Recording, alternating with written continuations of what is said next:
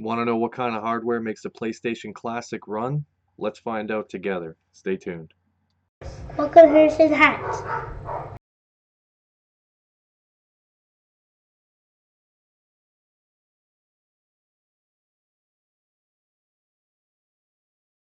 Hey guys, welcome back to Harrison Hacks. Today I'm going to be discussing kind of the interior of the PlayStation Classic. So we all know that it looks awesome, and even early reviewers, who got their hands on the console, they're not too thrilled about the emulation part of things.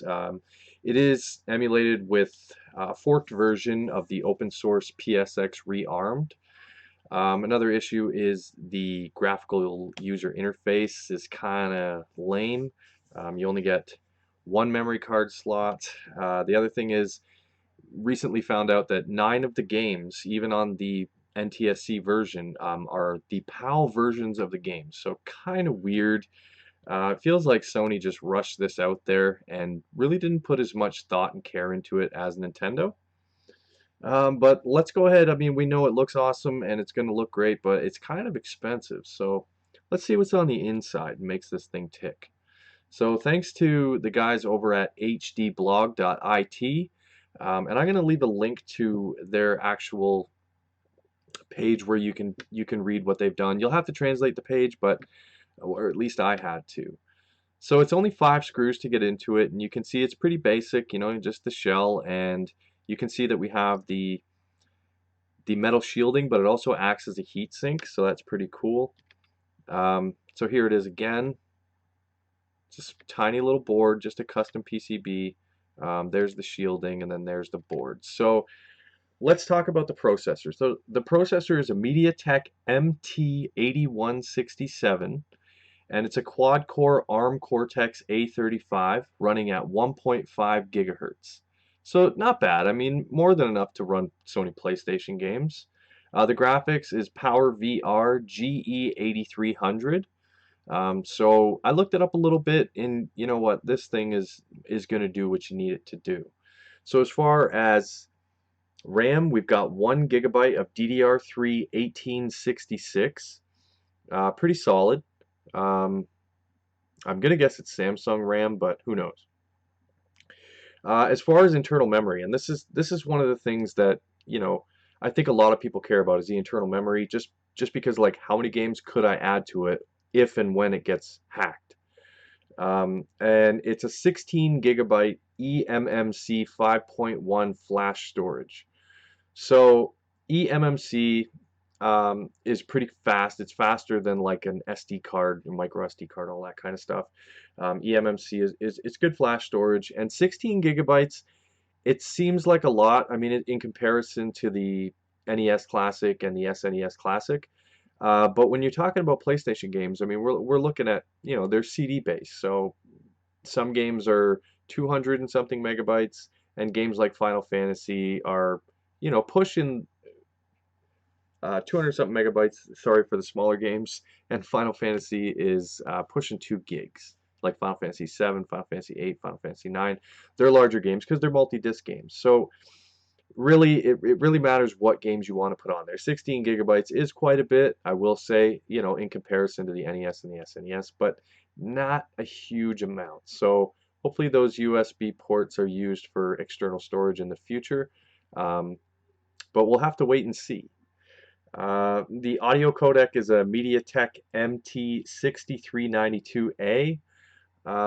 As far as power consumption, you're looking at roughly 2 watts, so 2 watts and under. And there's no fan, so you can see the heat sink there. I mean, that metal shielding acts as a heat sink, so it's a fanless system, which is really nice. Uh, I don't know. I mean, I really don't know how this thing's going to pan out. Now, I pre-ordered mine, and Amazon's promising that I'll get it on Monday. So hopefully that I do, release day, and I can go ahead and shoot another video and actually do my own teardown and show you guys what's going on inside. Um, you know, in my hands, I can actually do it.